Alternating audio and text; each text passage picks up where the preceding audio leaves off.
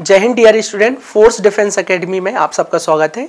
जो हमारी series previous question paper 2021 के सॉल्व करने का चल रहा था, उसमें अब हम लोग पहुंच चुके हैं कहां पर 31 नंबर के क्वेश्चन पे, और देखते हैं कि एनडीए 2021 में 31 नंबर का क्वेश्चन किस तरीके से पूछा गया था। अच्छा, 31 नंबर का क्वेश्चन जो है स्टूडेंट, वो इनवर्स ट्रिग्नोमेट्रिक फंक्शन से पूछा गया था। और आपने देखा होगा कि ज़्यादा समय तक जो भी इनवर्स ट्रिग्नोमेट्रिक के फंक्शन से जो भी सवाल आते हैं वो बहुत ही आसान आते हैं। जनरली क्या होता है कि उसमें हमको फार्मूला अप्लाई करना होता है और आंसर आ जाता है। ठीक है, चलिएगा हम लोग स्टार्ट करते हैं। क्वेश्चन नंबर 31 क्वेश्चन लिखा है बच्चों कि what is the value of the function cot sine inverse 3/5 plus cot inverse 3/2। देखिएगा, हम एक काम करते हैं, इस सवाल को सॉल्व करने के लिए हमने यहाँ लिखा, ये लिखा है कॉट, ये लिखा है साइन इनवर्स, ये लिखा है 3/5 प्लस कॉट इनवर्स, और यहाँ आ जाएगा बच्चों 3/2। हर बच्चा ये बात भी समझता है कि अगर यहाँ कॉट लिखा है और ये भी कॉट लिखा है तो बाय यूजिंग ट्रायंगल प्रॉपर्टी आप इस साइन इनवर्स को किस में कन्वर्ट कर दोगे, इस साइन इनवर्स को आप कॉट इनवर्स में कन्वर्ट कर दोगे। फिर हम लोग क्या करेंगे, कॉट इनवर्स एक्स और कॉट इनवर्स वाला फार्मूला अप्लाई करेंगे और आगे बढ़ के कॉट और कॉट इनवर्स को कैंसिल करेंगे, तो फाइनली हमारे सामने आंसर आ जाएगा। इसलिए हमको इस साइन इनवर्स 3/5 को अगर कॉट में बदलना है तो हम लोग कैसे बदलते हैं, ये प्रोसेस होती है।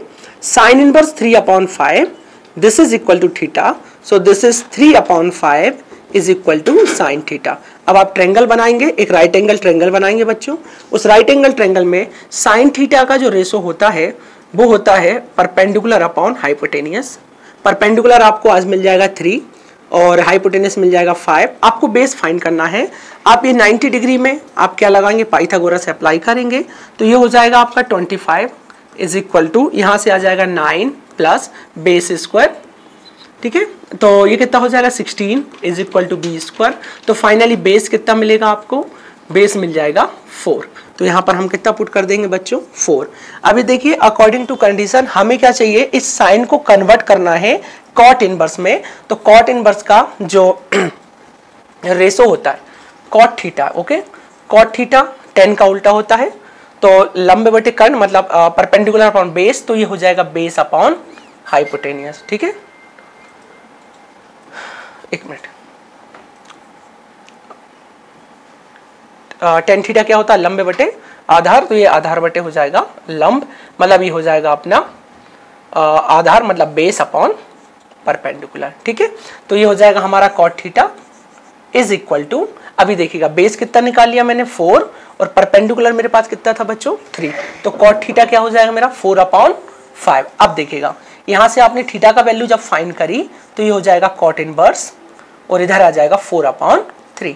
जरा चेक करिएगा बच्चों, ये जो थीटा लिखा है जो कि किसकी इक्वल है, साइन इनवर्स 3/5, और ये थीटा किसके इक्वल हो गया, कॉट इनवर्स 1/4/3। तो ये थीटा और ये थीटा से साइन इनवर्स 3/5 मैं क्या लिख सकता हूं, यहाँ पर लिखूंगा साइन इनवर्स 3/5 इज इक्वल हो जाएगा बच्चों कॉट इनवर्स, कौन सा, कॉट इनवर्स 4/3 के इक्वल हो जाएगा। अब अगर ऐसा हो गया बच्चों, तो जहां पर ये साइन इनवर्स 3/5 चल रहा है वहां पर मैं कॉट इनवर्स 4/3 को पुट कर दूंगा और मेरा आंसर फाइनली बढ़ जाएगा आगे। ठीक है, इसको मैं रफ करता हूं और हम वो वाली वैल्यू यहां पर सब्स्टिट्यूट करेंगे। ठीक है, तो जैसे ही मैंने ये वैल्यू यहां पर सब्स्टिट्यूट की तो ये हो जाएगा कॉट इनवर्स, इधर मिलेगा मुझे कॉट इनवर्स, और उधर कितना लिखा है बच्चों 4/3, so this is 4/3 plus cot inverse, और ये हो जाएगा 3/2। अब हर बच्चा ये भी जानता है कि सर कॉट, अगर किसी को याद हो तो cot inverse x plus cot inverse y का जो फार्मूला होता है वो होता है कॉट इनवर्स, इधर लिखा जाएगा बच्चों x y -1 upon x plus y. ये वाला फार्मूला अगर आप अप्लाई करेंगे, जो कि देखिए x की वैल्यू क्या होगी 4/3 और y का वैल्यू कितना होगा 3/2, तो ये हो जाएगा बच्चों कॉट इनवर्स। अच्छा, यहाँ पर हमने फार्मूला अप्लाई किया तो ये हो जाएगा x into y, so this is 4/3 into 3/2 -1 divided by 4/3 plus 3/2, इस तरीके से। और ये property of inverse function, cot से कॉट इनवर्स कैंसिल हो जाएगा। तो अब बचता ही क्या हमारे लिए, अब सिर्फ बचता है यहाँ पर, तो देखिए 3 से 3 कैंसिल, 2 1 जा 2 2 जा, 2 में से 1 होगा तो ये 1 बचेगा, डिवाइडेड बाय, इसको सॉल्व करूंगा तो ये हो जाएगा बच्चों 8, ये हो जाएगा 9 और डिवाइड में आ जाएगा 6। फाइनली ये पलट के ऊपर जाएगा, रेसिप्रोकल होगा, तो आंसर मिलेगा हमको 6 ऊपर और 9 एक 10 और 17, 6/17 हमारा फाइनल आंसर होगा। तो उस हिसाब से बच्चों आंसर क्या बैठता है, ए बैठता है। ठीक है, इस तरीके का एक सवाल एनडीए ने पूछा था, बहुत आसान पूछता है, जल्दबाजी नहीं करेंगे तो आपको चीज़ें समझ में आ जाएंगी कि किस तरीके से करना है। ठीक है, जरा जब भी देखिएगा, जब भी एनडीए इनवर्स ट्रिग्नोमेट्रिक फंक्शन से सवाल पूछता है तो उसका पूछने का एक सीधा सा मकसद होता है, बस इस तरीके के फार्मूला अप्लाई करवाता है। तो जाहिर सी बात है, साइन को सबसे पहले आप कॉट में बदलेंगे, फिर कॉट का फार्मूला अप्लाई करेंगे, कॉट से कॉट कैंसिल होगा और फाइनली जो आंसर आया वो आ गया 6/17। तो ये फर्स्ट ऑप्शन आपका करेक्ट हो जाएगा। इसके साथ 31 नंबर का क्वेश्चन कंप्लीट होता है और नेक्स्ट हम आगे बढ़ते हैं। ठीक है, चलिएगा 32 पे आते हैं। ये ट्रिगो का ट्रिगो से उसने एक सवाल पूछा, जरा ध्यान से सुनिएगा। बोल रहा है कि let 4 sin square x is equal to 3 लिखा है। अच्छा, कभी कभी बच्चा इस पे ध्यान देना बिल्कुल ही भूल जाता है। मैं चाहता हूं कि आप ऐसी कंडीशनों पर जब बिल्कुल ही ध्यान दें, और डेफिनेटली आपको ध्यान देना है। वो बोल रहा है कि x 0 और पाई के बीच में है, इट मीन्स हमारी चक्री मेथड में ये जो होगा वो 0 डिग्री से लेकर पाई डिग्री की बात कर रहा है। इसका मतलब हमको जो x है वो यहाँ पर भी है और x यहाँ पर भी है, मीन्स x जो है वो 0 से पाई के बीच में है। मतलब ऐसा हो सकता है कि जब हम वैल्यू निकालें x की तो वो दो वैल्यू को x से दो वैल्यू ले सके, है ना, x की दो वैल्यू निकल पाए। चलिएगा बच्चों, ये कंडीशन दी है और पूछा है कि what is the value, what is the 10x, 3x किसके इक्वल होगा, ये हमें बताना है। सीधी सी बात है बच्चों, अगर आपको यहाँ से x का वैल्यू मिल जाता है तो आप 3x का वैल्यू फाइंड कर पाएंगे। सो टारगेट क्या है, इस वाली कंडीशन का यूज करके 4 sin square x is equal to 3, इस कंडीशन का यूज करके आपको फाइंड करना है वैल्यू ऑफ x, और वो वैल्यू को जब बच्चों आप यहाँ पुट कर देंगे तो फाइनली आपको 3x का वैल्यू मिल जाएगा। ओके, तो यहाँ से कैलकुलेट करिए, x की वैल्यू फाइंड करिए, देखिएगा कि वो फर्स्ट क्वाड्रेंट और सेकंड क्वाड्रेंट में है, कितनी x की वैल्यू पॉसिबल है, और उसके अकॉर्डिंग आपको 3x का वैल्यू फाइंड करके देना, और वही आपका आंसर होगा। सॉल्व करना स्टार्ट करेंगे, ये होगा बच्चों sin square x is equal to 3/4, ये स्क्वायरिंग वहां जाएगी तो रूट बनेगी बच्चों, ये हो जाएगा √3 डिवाइडेड बाय 2। ओके, तो प्लस माइनस √3/2 आएगा, सॉरी, तो ये हो जाएगा आपका, क्योंकि स्क्वायर है ऐसा। तो फाइनली आपको sin x मिल गया, sin x is equal two plus minus √3/2। आप टेक कर लीजिए, यहां से पॉजिटिव वैल्यू ले लीजिए पहले, तो हो जाएगा sin x is equal to, अच्छा दूसरी बात ये भी है, आप 0 से पाई के बीच में हो तो जाहिर सी बात है कि 0 से पाई के बीच में sin x हमेशा क्या होता है, इसके पीछे रीजन लिखूंगा। रीजन क्या लिखेंगे, बिकॉज ऑफ, एक मिनट, अपन रीजन लिख देंगे यहाँ, बिकॉज ऑफ जो x है वो बिलोंग कर रहा है फर्स्ट क्वाड्रेंट में, और x बिलोंग कर रहा है कहां पर, सेकंड क्वाड्रेंट में। तो फर्स्ट क्वाड्रेंट से सेकंड क्वाड्रेंट में sin x हमेशा कैसा होता है, पॉजिटिव। तो दैट्स व्हाई हमने कौन सी वैल्यू ली बेटा, √3/2, अदरवाइज उसकी नेगेटिव वैल्यू भी आती और पॉजिटिव वैल्यू भी आती, करेक्ट। अब आप मुझे ये बताइए कि sin x जो है √3/2 कब होता है, तो ये होता है बच्चों sin 60 डिग्री पे, ठीक है, ये आ जाएगा हमारा sin 60 डिग्री। तो यहाँ से इसको कैंसल आउट किया हमने प्रॉपर्टी से, तो x इक्वल टू मिल जाएगा 60 डिग्री। पर यहाँ पर x की एक ही वैल्यू नहीं, x तो कहाँ है बच्चों, 0 से पाई में है, तो ये एक वैल्यू और लेगा, तो एक तो हो जाएगा इसका 60, और एक कब होगा बच्चों, √3/2, एक और कब होता है, 120 डिग्री पे होता है ऐसा। तो एक है 60 और एक है कितना, 120। 60 का मतलब होता है बच्चों π/3, और इसका मतलब हो जाएगा 2π/3, ठीक है ऐसा। तो दो जगह पर आपको ये कितना वैल्यू प्रोवाइड करेगा, √3/2, वो भी कैसा बच्चों, पॉजिटिव। अभी आपको क्या करना है, x की दोनों वैल्यू मिल गई, ठीक है। बाय चांस अगर बच्चा ये करे कि सर मुझे x की जो वैल्यू मिली है, पहली मुझे x की वैल्यू कितनी मिली बच्चों, π/3 मिली।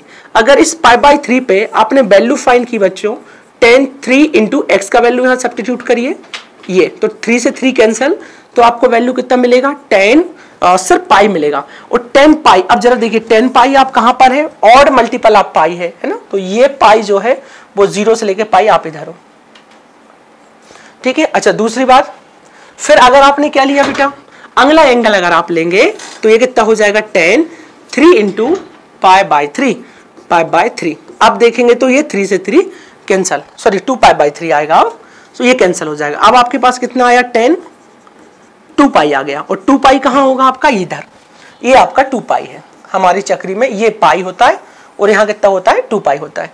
तो ये पाई और ये 2 पाई। अब चाहे 10 पाई रहे चाहे 2 पाई रहे, इसका वैल्यू तो हमेशा क्या आएगा 0, तो आंसर कितना हो जाएगा 0, क्योंकि 10 पाई 0 होता है और 10 2 पाई भी 0 होता है। हाँ, एक बात जरूर बन सकती थी कि अगर इस 10 की जगह कॉस होता तो एक बार पाई पे वो -1 देता और 2 पाई पे वो +1 होता, तो फिर आंसर क्या बनता +1 और -1। आप समझ रहे हैं? इसलिए आपको इस चक्री मतलब इस तरीके के क्वाड्रेटिक ये क्वाड्रेंट का नॉलेज होना भी जरूरी है कि कब एंगल पॉजिटिव होगा कब एंगल नेगेटिव होगा। अगर 10 की जगह बच्चों कॉस आ जाता तो आंसर -1 और +1 दो तरीके से आता, फिर इस ऑप्शन थोड़े चेंज हो जाते हैं। बट अभी क्या है 10 है, सो 10 पाई पे और 10 2 पाई पे ऑलवेज कितना वैल्यू प्रोवाइड करेगा हमको 0, सो आंसर क्या हो जाएगा सी नंबर का करेक्ट हो जाएगा, है ना।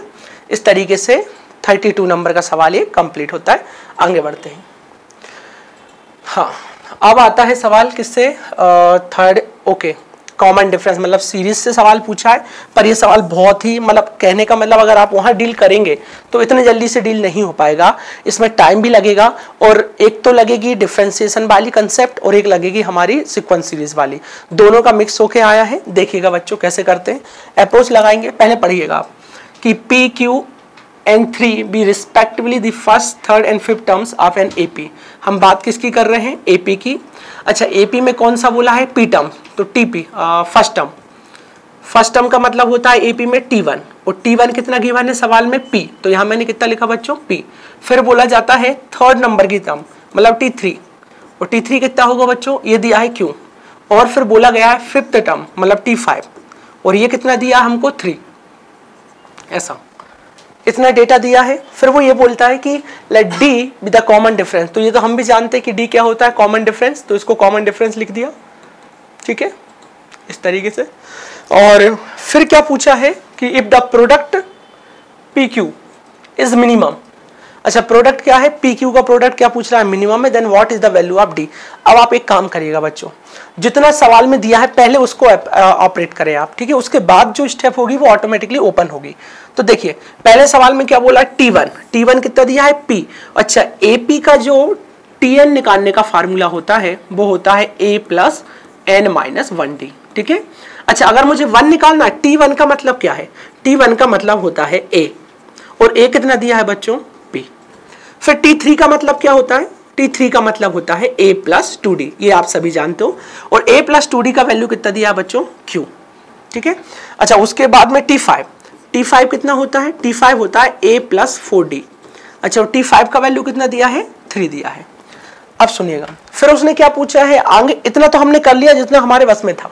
अभी एक काम करते हैं, अगर A का वैल्यू मेरे पास P है और यहां पर A + 2D कितना हो गया Q, और यहां पर A + 4D ये कितना हो गया 3, चलेगा। फिर वो क्या बोल रहा है कि if the product PQ is minimum then what is the value of D। देखो D का वैल्यू निकालना है, पहली बात किसका वैल्यू निकालना है, D का वैल्यू निकालना, और वो भी तब निकालना है जब PQ कैसा रहे, मिनिमम रहे। तो एक काम करते हैं, क्या ये दोनों दिख रहे हैं आपको, PQ ये रहे, ठीक है, PQ ये रहे, तो इन दोनों का हम क्या करें, एक काम करते हैं, A को मैं अगर यहां पुट कर भी दूं तो D से यहां पर कुछ वैल्यू आएगा P का, ठीक है। हम एक काम करते हैं, इन दोनों का मल्टीप्लाई कर देते हैं, मल्टीप्लाई करते से ही मुझे क्या मिल जाएगा, PQ मिल जाएगा, क्योंकि सवाल में किसकी रिक्वायरमेंट है, PQ की। तो इसका इससे मल्टीप्लाई करते ही मुझे PQ मिल गया और इन दोनों का मल्टीप्लाई हो जाएगा तो A और ये हो जाएगा बच्चों A + 2D, ऐसा, ठीक है। अब PQ आ गया।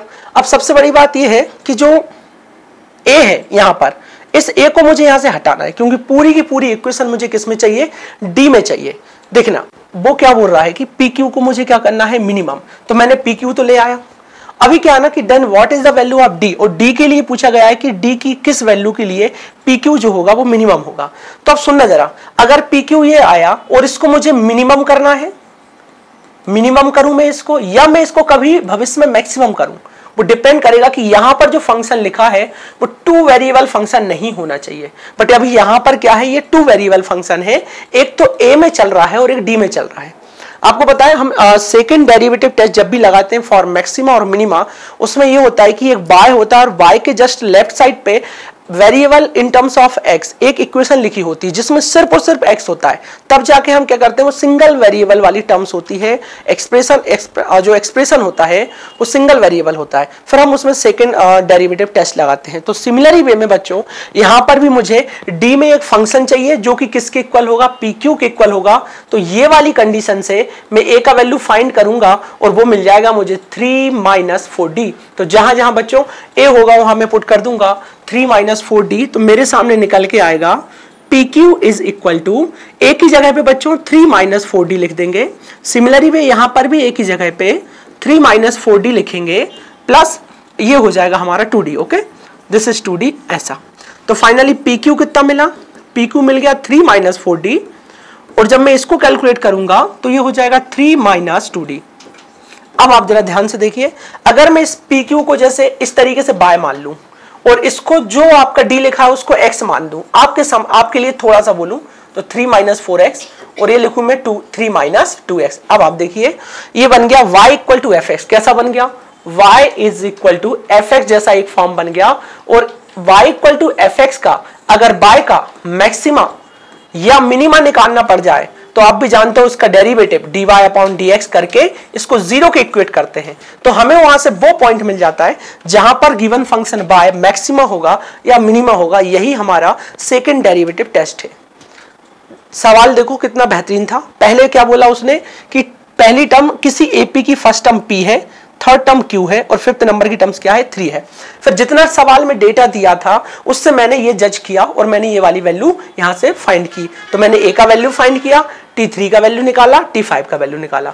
फिर जब सवाल ने आगे बोला कि आपको PQ का प्रोडक्ट जो है वो मिनिमम चाहिए, इसका मतलब PQ का प्रोडक्ट आता कब, जब मैं इन दोनों का मल्टीप्लाई करता। तो मैंने इन दोनों का मल्टीप्लाई कर दिया, उससे मुझे PQ मिल गया। अच्छा, फिर बोल रहा है कि PQ मिनिमम हो या मैक्सिमम हो, तो किसी डेटा का या किसी फंक्शन का मैक्सिमा और मिनिमा जब भी आता है हम सेकंड डेरिवेटिव टेस्ट पे चले जाते हैं। तो मेरे दिमाग में ये बात तो आ गई थी कि मुझे यहाँ पर सेकंड डेरिवेटिव टेस्ट लगाना पड़ेगा।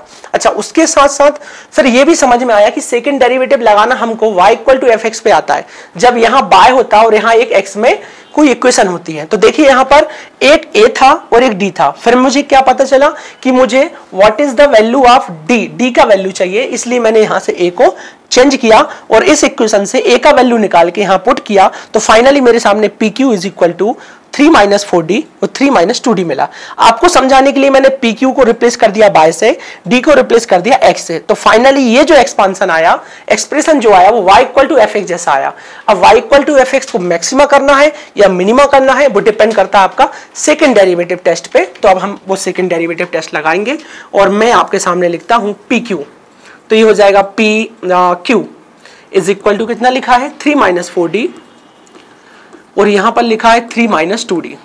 अब मैं ये बता दूं कि अगर PQ का अगर मुझे मिनिमम चाहिए तो फॉर मिनिमा आपको क्या करना पड़ेगा, क्रिटिकल पॉइंट फाइंड करना पड़ेंगे जिस पर आपकी फंक्शन की वैल्यू मिनिमम होगी। तो उसके लिए आपको dPQ डिवाइडेड बाय d, ये d मालूम है डेरिवेटिव वाला और ये d ये है।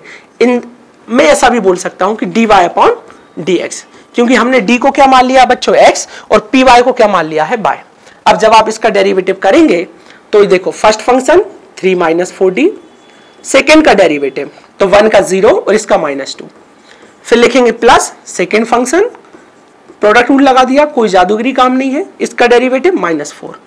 फाइनली जब आप इसको कैलकुलेट करेंगे और इसको 0 के इक्वेट करेंगे तो आपको d का वैल्यू मिलेगा। तो ये हो जाएगा -6 + 8d। बच्चों यहां से हो जाएगा -12 + 8d इक्वल टू 0। ये हो जाएगा 16d, ये हो जाएगा 18d। Okay, is equal to 0। तो फाइनली d का वैल्यू कितना मिला, 18 डिवाइडेड बाय 16। आप कैंसल आउट करेंगे तो 2 से 2 9 18 और 2 8 16, 9/8। अब सुनना, यहां से d का सिर्फ एक ही वैल्यू निकला इसलिए मेरा आंसर 9/d हो गया। बट सोचो कि अगर यहां से d के 2 वैल्यू मिलते तब मुझे इसका सेकंड डेरिवेटिव और करना पड़ता, क्योंकि जब d की 2 वैल्यू मिलती तो एक वैल्यू पे हो सकता है फंक्शन मैक्सिमम वैल्यू देता और एक पर हो सकता है कि फंक्शन कैसी वैल्यू देता, मिनिमम वैल्यू देता। तो मुझे डिसाइड क्या करना है, मिनिमम वैल्यू। तो जिस पॉइंट पर जिस पॉइंट पर सेकंड डेरिवेटिव ग्रेटर देन 0 होता, उस पॉइंट पर मुझे मिनिमम मिलता, और वही पॉइंट जो यहां से मैं फाइंड करता, वही पॉइंट मेरा आंसर होता। बट यहां पर सिर्फ एक ही डी का वैल्यू निकला, तो जाहिर सी बात है कि अगर क्रिटिकल पॉइंट एक है तो आप ये मान के चलिएगा बच्चों कि उसी पर आपको पी क्यू का मिनिमम मिल रहा होगा। That's it. क्या हो गया कि अगर डी की जगह पे आप 9/8 पुट करेंगे तो पी क्यू अपनी मिनिमम वैल्यू को लेगा। ठीक है, इस तरीके से देखा जाए तो एक अच्छे लेवल का और अच्छी कैरेट उसकी वैरायटी का ये सवाल था, और आई थिंक आपको समझ में आया होगा। नेक्स्ट आगे क्वेश्चन पे बढ़ते चलिएगा, 34 पे चलते हैं। 34 में कॉम्प्लेक्स से सवाल पूछा गया। अच्छा, कॉम्प्लेक्स के भी क्यूब रूट से सवाल पूछा गया। Consider the following statement respect of the roots of the equation. ये वाली इक्वेशन आपको दी है, ये दी है x की power q minus 8 is equal to 0। फिर इस इक्वेशन के रिस्पेक्ट पे उसने दो ऑप्शन दिए, दो रीजन दिए कि भाई the roots are non collinear, the roots lie on a circle of unit radius, और बताना है कि क्या दोनों स्टेटमेंट सही है या फिर कोई एक स्टेटमेंट सही है या दोनों गलत है।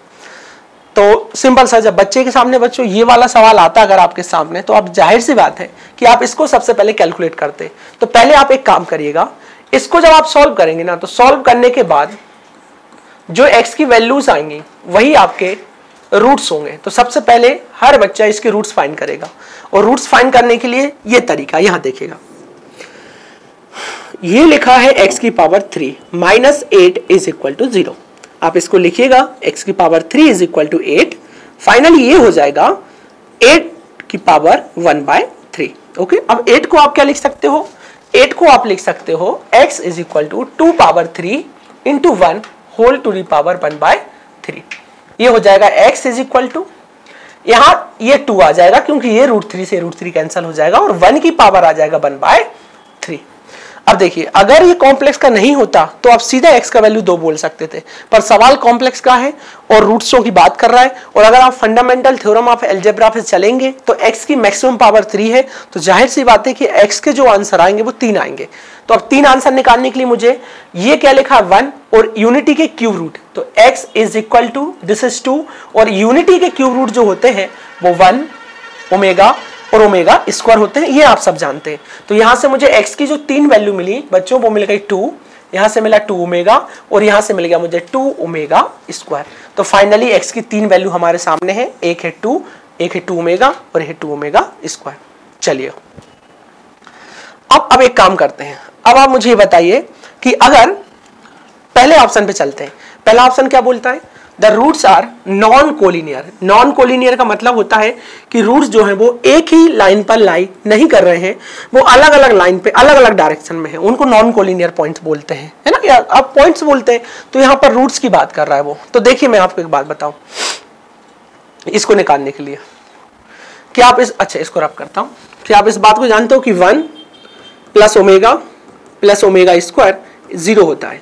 इसका मतलब क्या है, ये तीनों जो 1 प्लस ओमेगा स्क्वायर ये 0 होता है। और एक कंडीशन और अगर आपको पता हो बच्चों, कि ये रूल अगर आपको पता है या एक कंसेप्ट आपको पता है कि यहां पर अगर मैंने 1 लिखा, यहां ओमेगा लिखा, यहां ओमेगा स्क्वायर लिखा, आप जानते हो कि क्यूब रूट्स ऑफ यूनिटी हमेशा एक इक्विलेटरल ट्रायंगल को फॉर्म करता है। ठीक है, ये सभी जानते हैं क्यूब रूट्स ऑफ यूनिटी किसको फॉर्म करता है, एक इक्विलेटरल ट्रायंगल को फॉर्म करता है। अब एक काम करिएगा, अगर कब करेंगे, जब ये 1 ओमेगा और ओमेगा स्क्वायर किसी ट्रायंगल के वर्टाइसेस हों।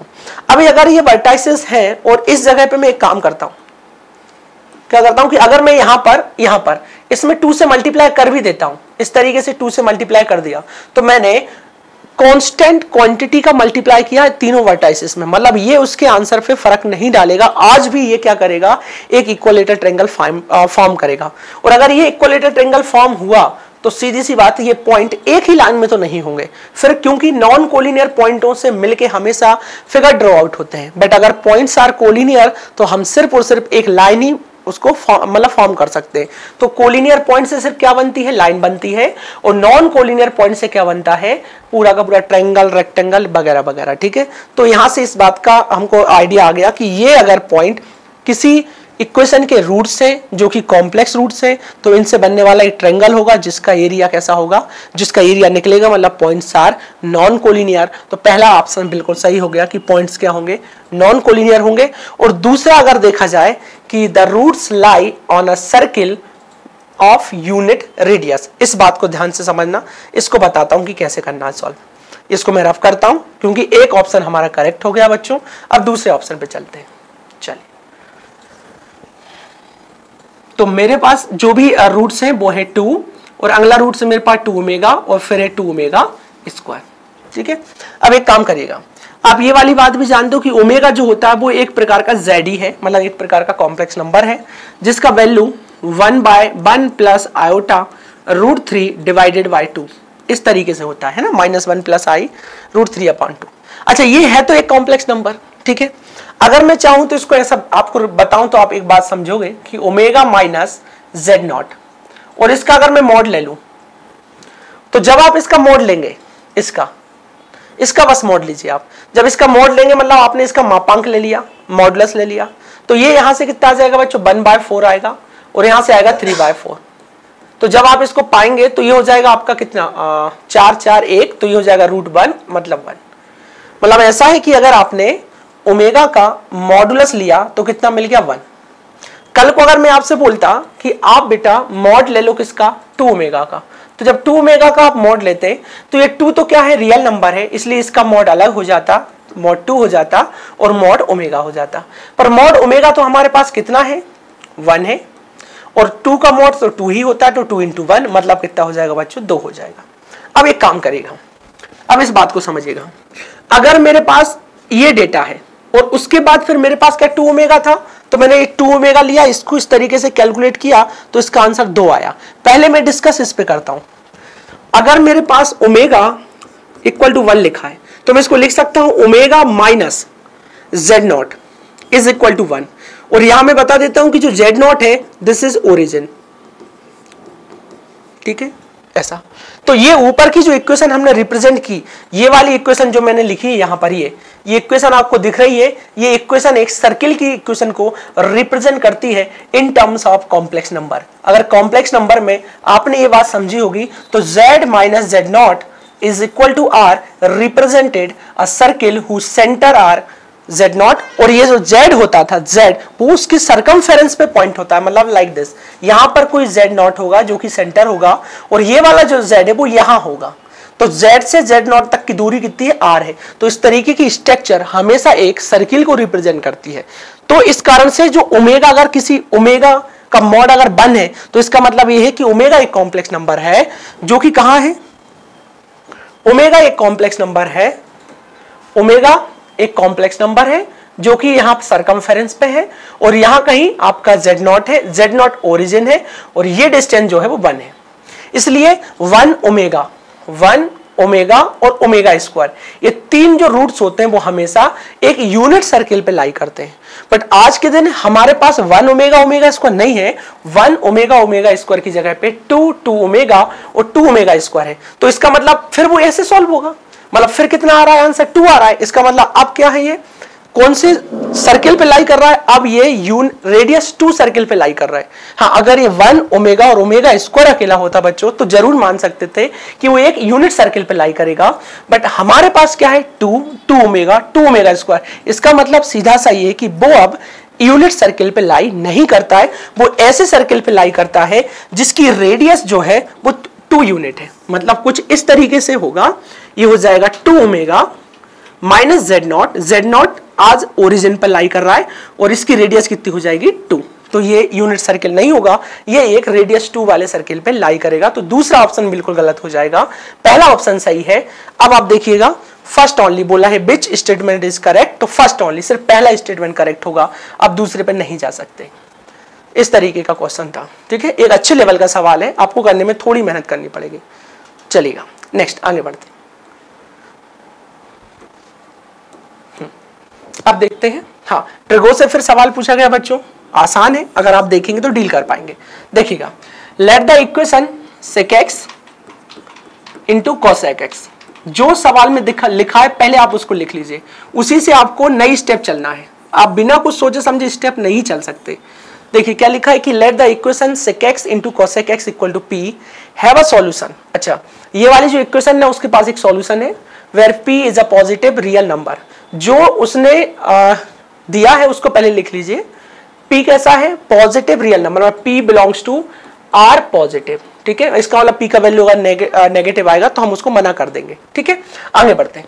What should be the smallest value of p। अच्छा, p का हमको स्मॉल मतलब p का मिनिमम निकालना है, ये भी एक प्रॉब्लम है। p का मिनिमम वैल्यू हमें फाइंड करना है। तो एक काम करते हैं, पहले जो कंडीशन दी है ना बच्चों उसको डील करते हैं। तो ये लिखा है p is equal to sec x into cosec x। ठीक है, पहले आप इसको सॉल्व कर लीजिए। तो ये हो जाएगा p इज इक्वल टू जो sec x लिखा है ये नीचे जाके हो जाएगा बच्चों cos x, और ये जो आपका cosec x है वो हो जाएगा डिवाइड में आके sin x।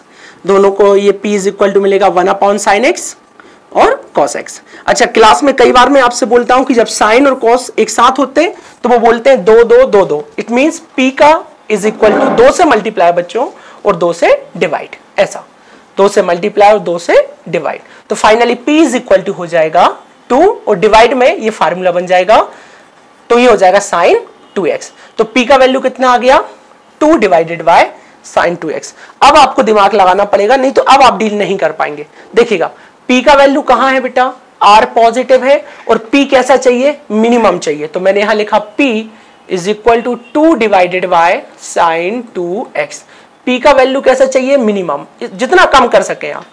अब आपको बेसिक अलजेब्रा आना चाहिए, बेसिक ऑपरेशन आना चाहिए। देखिएगा ये अगर 2 लिखा है और इसको अगर ये p का वैल्यू कितना लिखा है? 2/sin 2x, और अगर पूरे डेटा को मुझे मिनिमम करना है मतलब बहुत छोटा करना है, तो देखिए ये जो sin 2x है इसको मैक्सिमम होना पड़ेगा। ये वाली बात आपको समझनी पड़ेगी। ये जितना मैक्सिमम होगा पूरी क्वांटिटी उतनी ही छोटी होती जाएगी। इसका मतलब पूरा पूरा किस पे डिपेंड कर रहा है बच्चों? sin 2x पे डिपेंड कर रहा है। sin 2x को आप जितना बड़ा करोगे तो पूरी ओवरऑल जो क्वांटिटी होगी वो उतनी ही छोटी हो जाएगी, क्योंकि अभी 2 को खाने वाले 4 हैं, कल को 2 को खाने वाले 8 हो गए तो कम कम मिलेगा सबको। तो धीरे धीरे जैसे जैसे डिनोमिनेटर बढ़ेगा तो ओवरऑल जो क्वांटिटी होगी वो कम होती जाएगी। और आप जानते हो कि नीचे कौन पार्टी बैठी हुई है? नीचे जो पार्टी है वो 2x है, और 2x ये बोलता है कि मैं मेरी वैल्यू ज्यादा से ज्यादा कितने ले सकता हूं? 1, और कम से कम कितनी ले सकता हूं? -1। इसका मतलब अगर sin 2x मैक्सिमम कितना हो सकता है? 1। तो जब sin 2x मैक्सिमम होगा मीन sin 2x अगर मैक्सिमम है तो ओवरऑल p कितना हो जाएगा? मिनिमम। और sin x मैक्सिमम कब होता है? sin x अपनी मैक्सिमम कितनी वैल्यू देगा? सिर्फ 1। और जैसे ही sin 2x ने अपनी मैक्सिमम वैल्यू 1 दी तो p इज इक्वल टू कितना हो जाएगा? 2 डिवाइडेड बाय 1। तो फाइनली p का वैल्यू कितना आएगा बच्चों? 2, जो कि पॉजिटिव रियल भी है और सबसे मिनिमम वैल्यू है। तो फाइनली आंसर हाँ ये ट्रू। तो c का वैल्यू आपका क्या हो जाएगा? p का मिनिमम वैल्यू जो होगा बच्चों वो हो जाएगा 2। इस तरीके से क्वेश्चन को डील करना था। मतलब जो कंडीशन दी है बच्चों पहले आप उसको सॉल्व करिएगा, फिर जो भी आपसे बोला गया आप उसको समझिएगा, और फिर यहाँ पर थोड़ा सा आपको स्टेप को सोचना था और आंसर आपके सामने था। चलिए आगे बढ़ते हैं। ठीक है, फिर से क्या पूछा गया? ट्रिगो का सवाल फिर से आया, देखते हैं क्या लिखा कि for what value of theta. अच्छा हाँ, थीटा का वैल्यू आपको फाइंड करना बच्चों। थीटा जो है वो ये जब भी मैं आपसे बोलता हूँ थीटा पे अगर कोई कंडीशन है तो आप बिल्कुल उसको लिख के चलिए, क्योंकि ज्यादा से प्रॉब्लम, ज्यादा से जो गलतियां होती हैं वो यही होती हैं। अच्छा, थीटा 0 और पाई के बीच में है, इसका मतलब ये है कि हमारी चक्री में ये थीटा जो है वो फर्स्ट क्वाड्रेंट में लाई कर रहा है। ठीक है, मतलब सारी वैल्यूज थीटा की पॉजिटिव रहेंगी। फिर ये पूछा है कि does sine theta plus sine theta into cos theta attain maximum value. अब आपको ये बताना है बच्चों कि थीटा की फर्स्ट क्वाड्रेंट में वो कौन सी वैल्यू होगी जिसके लिए ये वाला expression sine theta plus sine theta cos theta कैसा हो जाए? मैक्सिमम हो जाए। अच्छा, हम एक काम करते हैं, इसको एक फंक्शन मान लेते हैं एफ थीटा, ऐसा। तो एफ थीटा इक्वल टू कितना लिखा है? Sine theta plus sine theta into cos theta. और सवाल बोल रहा है कि एफ थीटा को आपको क्या करना है? मैक्सिमम करना है। मैं पहले भी बोला हूं बच्चों, अगर बात मैक्सिमा की हो या बात मिनिमा की हो, हम लोग एफ डैश निकालते हैं और उसको 0 के इक्वेट कर देते हैं, तो वहां से हमें वो थीटा मिल जाता है जिस पर फंक्शन या तो मैक्सिमा होगा या फंक्शन मिनिमा होगा। तो सीधी सी जाहिर सी बात है कि आपको यहाँ पर इसका डेरिवेटिव करना है बच्चों। एफ थीटा को 0 के इक्वेट करना है और फाइनली जो भी थीटा का वैल्यू आएगा वो इन 4 ऑप्शन में से मैच करेगा।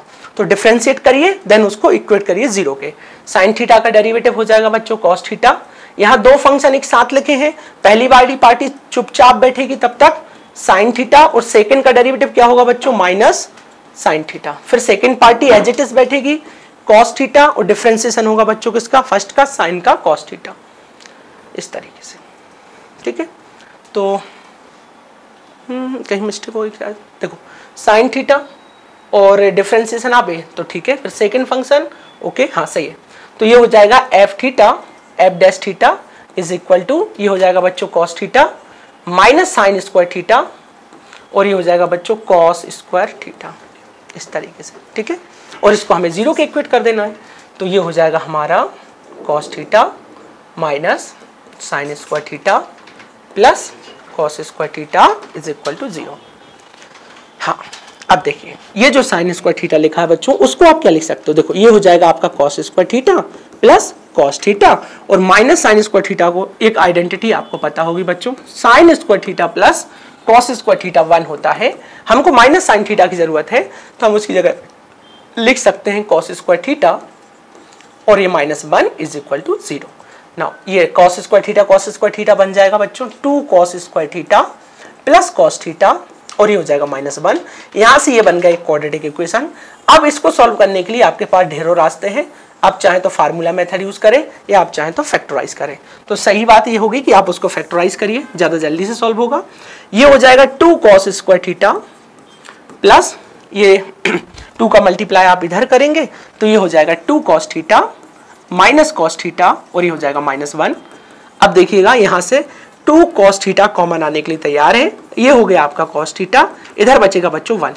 यहां से आप -1 कॉमन लेंगे तो अंदर आपको मिल जाएगा cos theta plus 1, finally this is 0। अभी अगली स्टेप में देखेंगे तो 1 प्लस कॉस थीटा कॉमन आने के लिए तैयार है, फिर यहां आपको मिलेगा 2 कॉस थीटा -1। और अब आपको ये वाली स्टोरी भी याद आ रही होगी कि जब भी 2 नंबर प्रोडक्ट में होंगे तो वो बोलेगा कि भाई तू तेरे घर पे 0, तो ये वाली पार्टी अपने घर 0 होगी, तो 1 प्लस कॉस थीटा 0 होगा, और ये वाली पार्टी अपने घर पे 0 हो जाएगी, 2 cos theta -1 equal to 0। Finally solve करिए और थीटा का वैल्यू फाइंड करिएगा। तो 1 प्लस cos theta is equal to 0, तो यहां से हो जाएगा बच्चों, देखिए cos theta is equal to -1। अब ये 1 इधर चला गया तो कॉस थीटा -1, कॉस थीटा -1 कब देगा आपको ये वैल्यू होती है कॉस पाई पे। ठीक है, थीटा से थीटा, कॉस से कॉस कैंसल, तो थीटा मिल गया आपका -1, अरे सॉरी पाई, थीटा मिल गया आपको पाई, ऐसा। तो एक थीटा का वैल्यू कितना आ गया पाई। अच्छा, अब ये वाली पार्टी जब सॉल्व होगी आगे तो ये कितना हो जाएगा 2 cos theta -1 is equal to 0, तो यहां से 2 cos theta is equal to 1, तो finally cos theta is equal to मिलेगा 1/2। अब कॉस थीटा 1/2, कॉस की टेबल में ये वैल्यू कब देगा 1/2, 1/2 ये देगा आपको 60 डिग्री पे, तो cos theta is equal to cos 60 means π/3, cos से कॉस कैंसल, तो थीटा इज इक्वल टू आ गया π/3। तो एक बार थीटा का वैल्यू कितना आया बच्चों पाई, एक बार थीटा का वैल्यू कितना आया π/3। अच्छा, ऑप्शन में π/3 है पर पाई नहीं है, और इसका कारण ये है, देखो जो कंडीशन हमने पहले लिखा था कि थीटा कहाँ चाहिए 0 और π/2 के बीच में चाहिए, तो ये वाला जो पाई है वो इस इंटरवल में लाई नहीं कर रहा है, इसलिए ये हम इसको मना कर देंगे कि तुम आंसर नहीं बन सकते। आंसर कौन बनेगा π/3, तो ऑप्शन कहाँ, ये आंसर आ जाएगा आपका π/3। ठीक है, 36 कंप्लीट होता है, आगे बढ़ते हैं।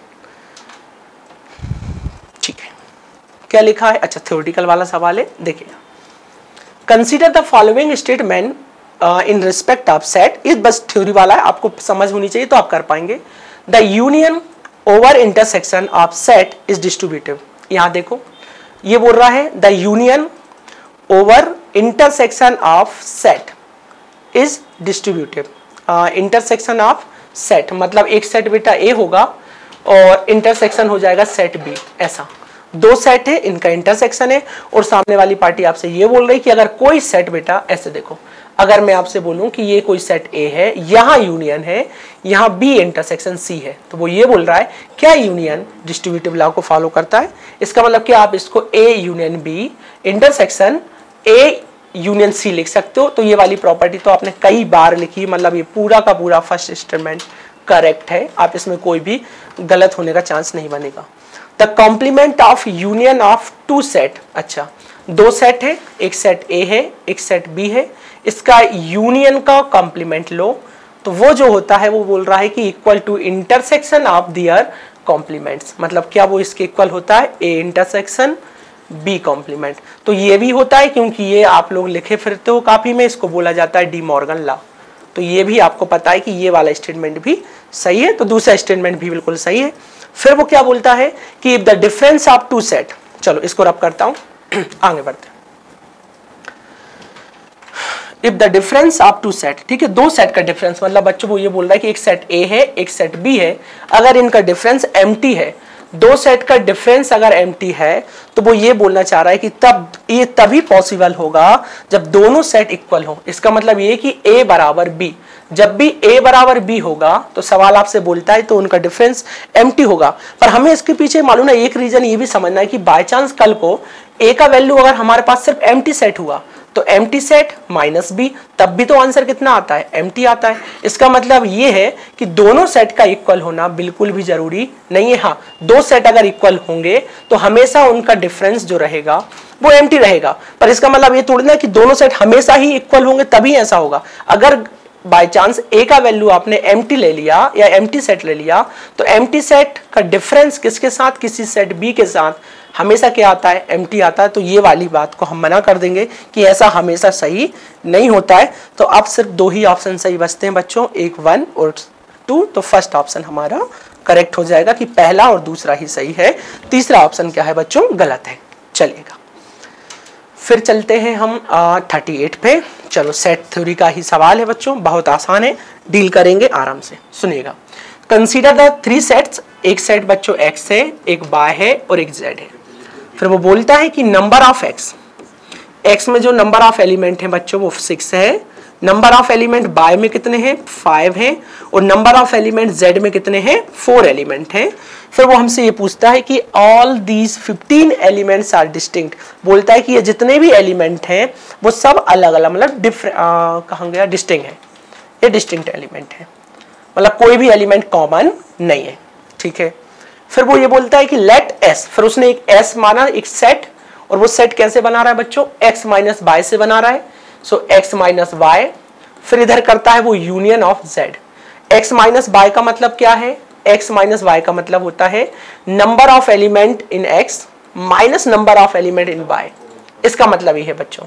तो n x कितना है, x 6 है और y कितना है 5, तो ये कितना हो जाएगा, ये हो जाएगा 1। तो उसमें x माइनस वाई में सिर्फ एक ही एलिमेंट बचेगा बच्चों। फिर क्या बोलता है यूनियन z, यूनियन करने का मतलब प्लस होता है, z में कितने एलिमेंट है 4, तो इसमें कितना प्लस कर दोगे 4, तो फाइनली कितना आंसर आ जाएगा 5। इसका मतलब ये है कि अगर आपके साथ एक सेट s है तो उस सेट s में कितने एलिमेंट होने वाले हैं 5, तो number of element in set s is equal to कितना हो जाएगा बच्चों 5। एक डेटा यहां से फाइनल हो चुका है। अच्छा, वो क्या पूछता है कि how many proper subset does S have, तो एस में प्रॉपर सबसेट निकालना। तो देखिए अगर किसी सेट में नंबर ऑफ एलिमेंट बच्चों n होते हैं तो टोटल जो सबसेट बनते हैं वो टोटल सबसेट होते हैं बच्चों 2 की पावर n। तो आज हमारे पास s में कितने एलिमेंट हैं, 5 एलिमेंट हैं, इसलिए टोटल सबसेट कितने बन जाएंगे 2 की पावर 5। और कहीं कुछ मिस्टेक हो रही है, रुको 15 एलिमेंट, ठीक है, x माइनस y,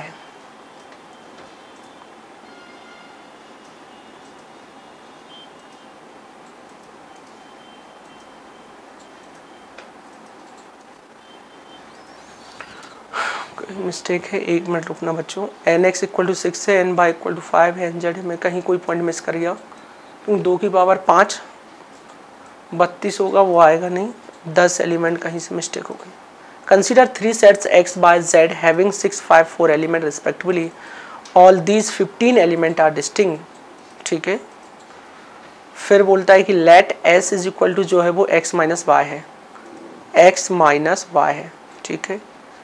तो x minus Y union Z 6 5 11,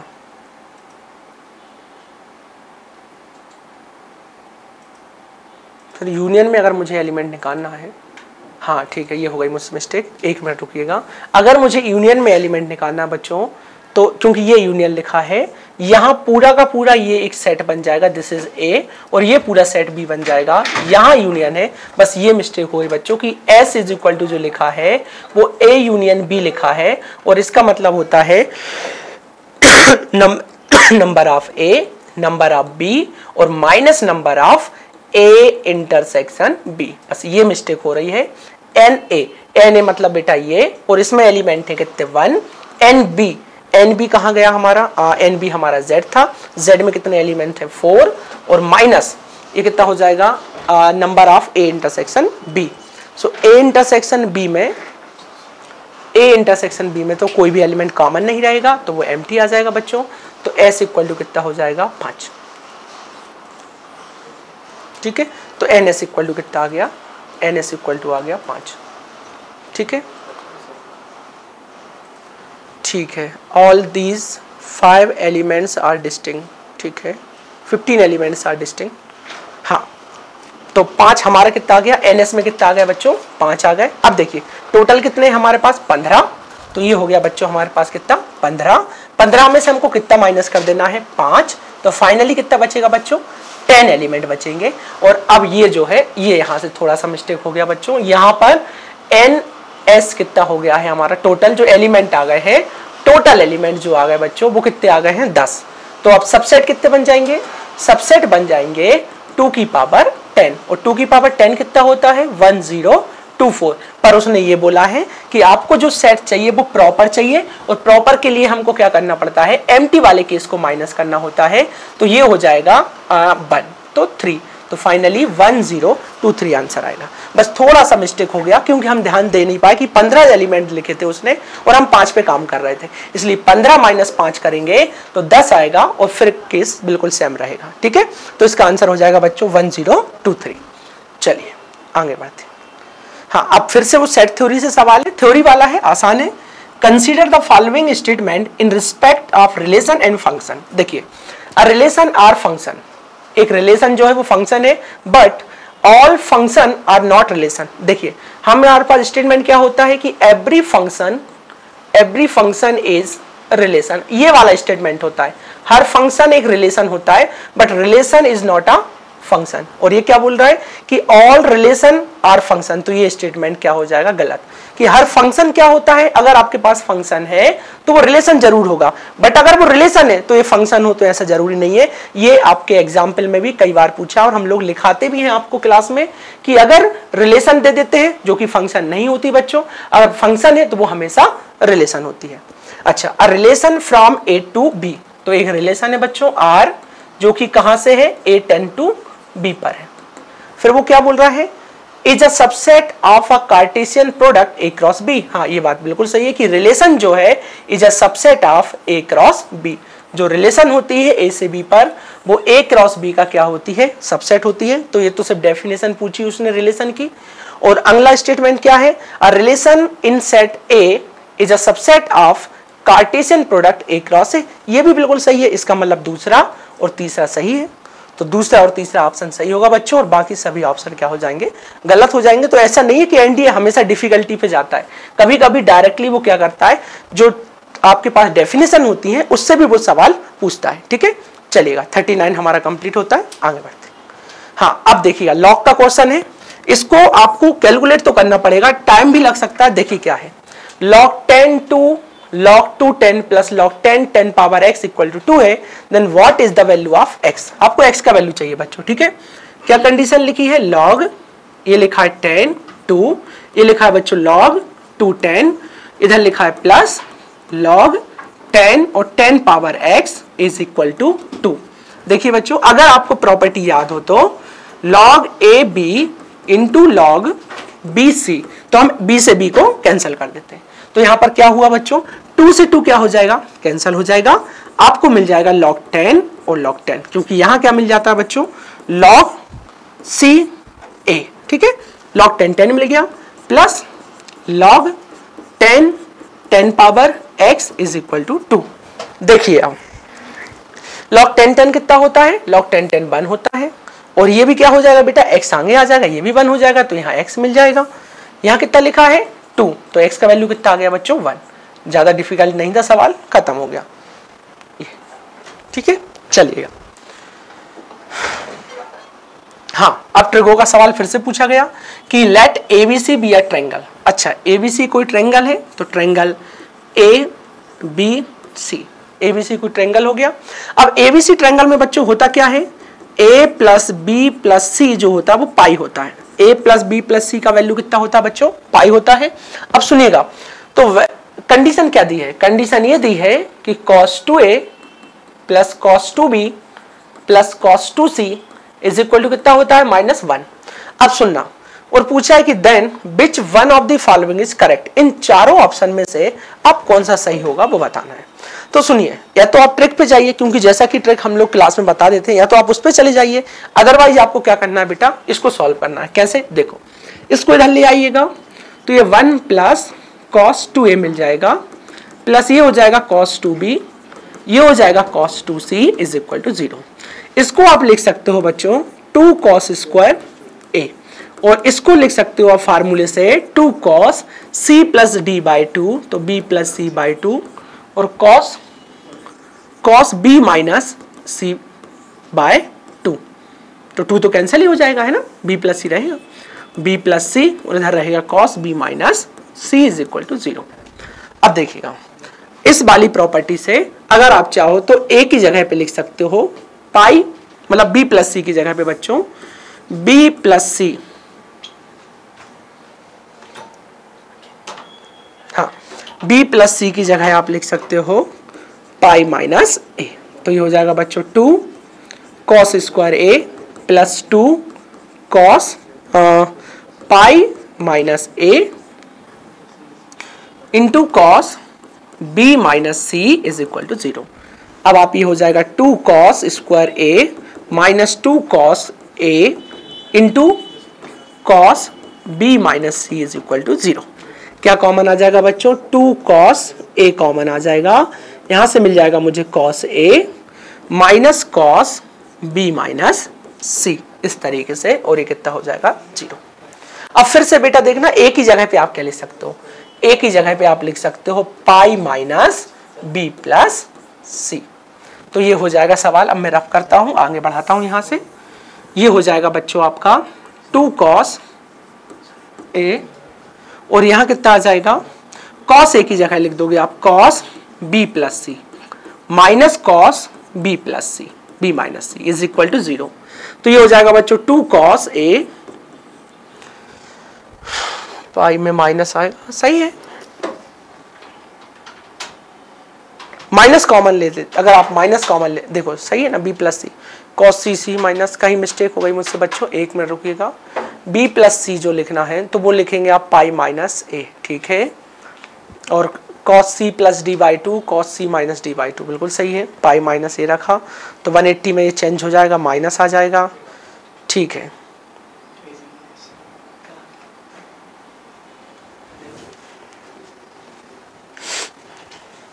और a की जगह आपने रख दिया पाई माइनस a, तो पाई माइनस a माइनस आएगा ना, तो ये माइनस कॉमन लेके प्लस हो जाएगा।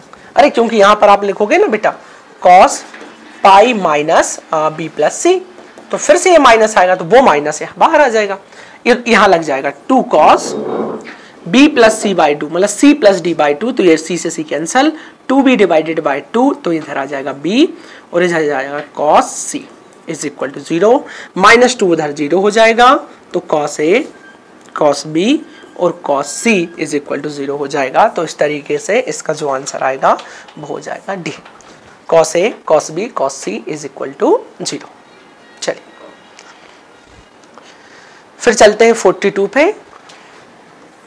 क्या लिखा है कि what is the value of the following determinant, आपको जस्ट इसको सॉल्व करना बच्चों, और कुछ भी नहीं करना है, ठीक है। चलिएगा सॉल्व कर देते हैं सीधा, तो cos c is equal to हो जाएगा ये, और ये रफ हो जाएगा, इसका मल्टीप्लाई इधर 0 हो जाएगा, फिर माइनस माइनस प्लस हो जाएगा, तो आ जाएगा साइन b, और आ जाएगा बच्चों tan a, इस तरीके से, ठीक है।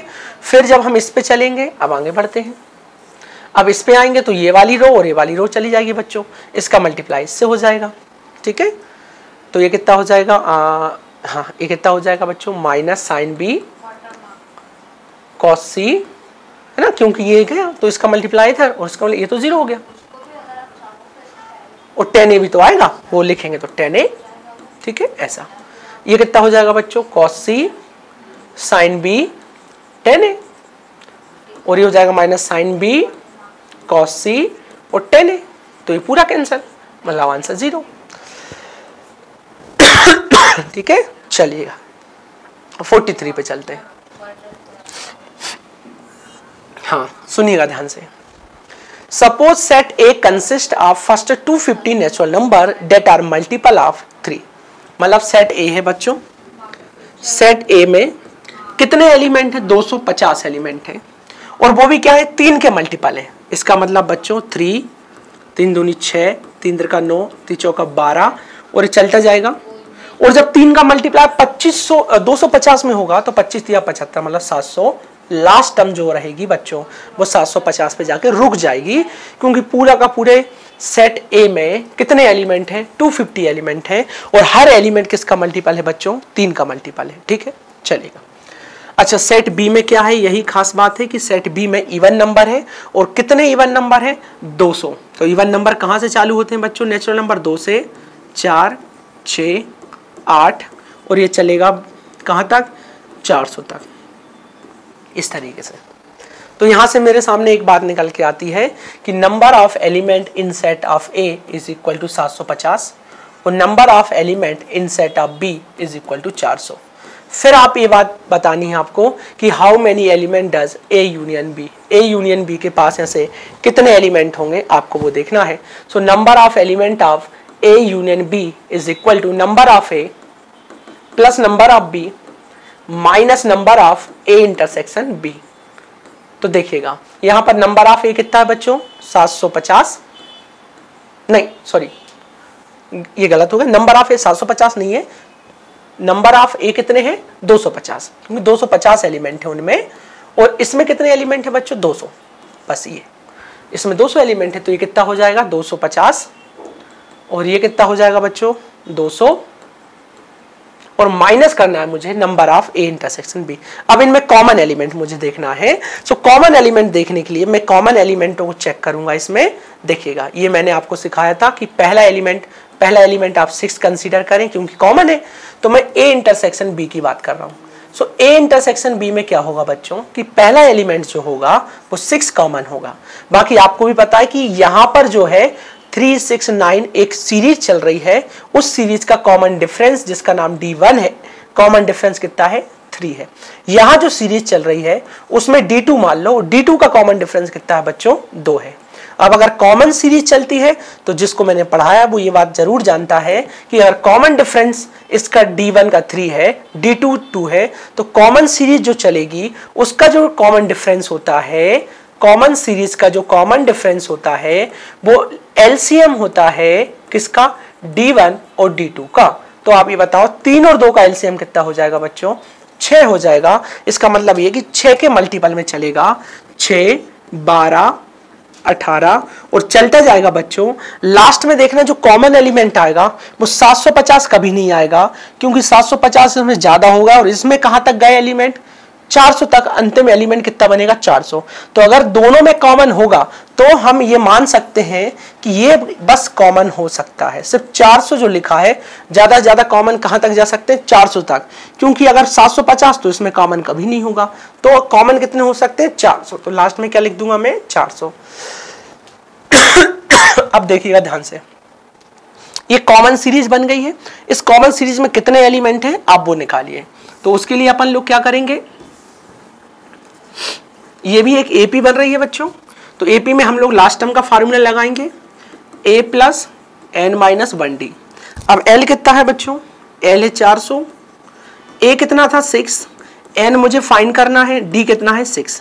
ये कितना हो जाएगा, 400 इधर आ जाएगा तो 400 में से 6 जाएगा तो ये हो जाएगा 394 is equal to n minus 1, ये हो जाएगा 6, ये हो जाएगा 394 upon 6 plus 1 is equal to n। अब देखिएगा जब आप इसको सॉल्व करेंगे तो इसमें हम लोग क्या लेते हैं हमेशा ग्रेटेस्ट इंटीजर फंक्शन। इसमें क्या लेते हैं हम ग्रेटेस्ट इंटीजर, इसका GIF लेते हैं ग्रेटेस्ट इंटीजर फंक्शन। तो ये अब जब आप सॉल्व करेंगे 6 6 36 और कितना हो जाएगा 3, तो 6 5 30 ऐसा और समथिंग समथिंग। इसका ग्रेटेस्ट इंटीजर कितना होता है बच्चों 65 और 65 प्लस 1 कितना हो जाएगा 66। तो इस कॉमन में कितने एलिमेंट कॉमन होंगे बच्चों, इस कॉमन सीरीज में 66 एलिमेंट कॉमन होंगे। तो माइनस कितने हो जाएंगे, सिर्फ 66 एलिमेंट माइनस होंगे।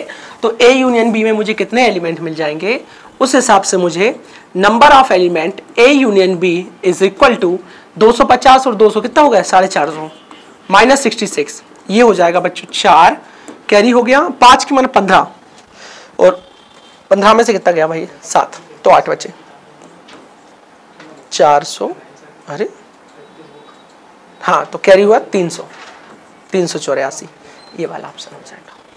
ठीक है चले अब कहाँ चलते हैं, लेट SK डिनोट द सम। ठीक है ये भी AP का सवाल है बच्चों कि let SK denote the sum of first K terms. तो S30 को क्या लिख सकता हूं मैं बच्चों, इस वाले फार्मूले से देखना। अगर Sn का फार्मूला लगाते हैं हम n/2, ये होता है A प्लस L।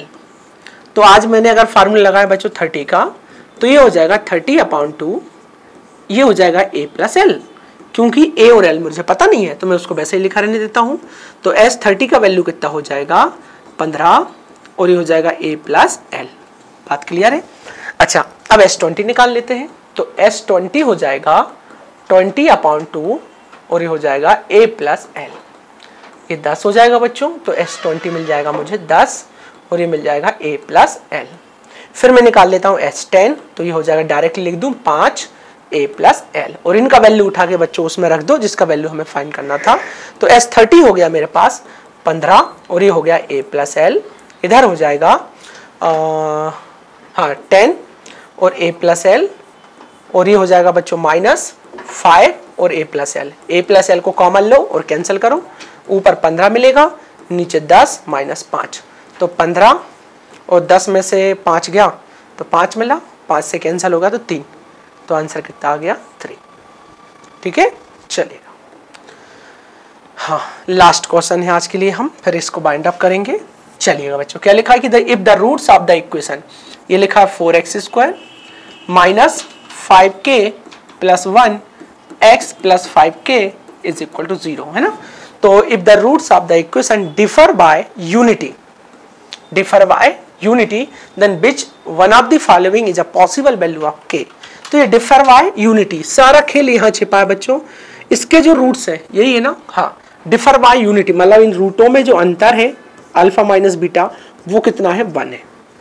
अब आप ये सुनिए दोनों साइड का स्क्वायर करिए, तो इसको आप लिख सकते हो बच्चों अल्फा प्लस बीटा का whole square minus 4 alpha beta is equal to 1। Alpha plus beta क्या हो जाएगा -b/a।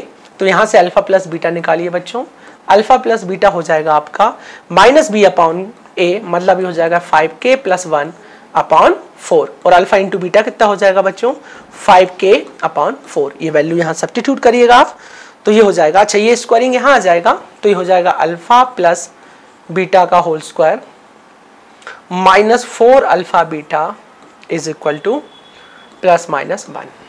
ठीक है नहीं बन ही रहेगा क्योंकि स्क्वायर रूट यहाँ जाके प्लस हो जाएगी तो बन रहेगा।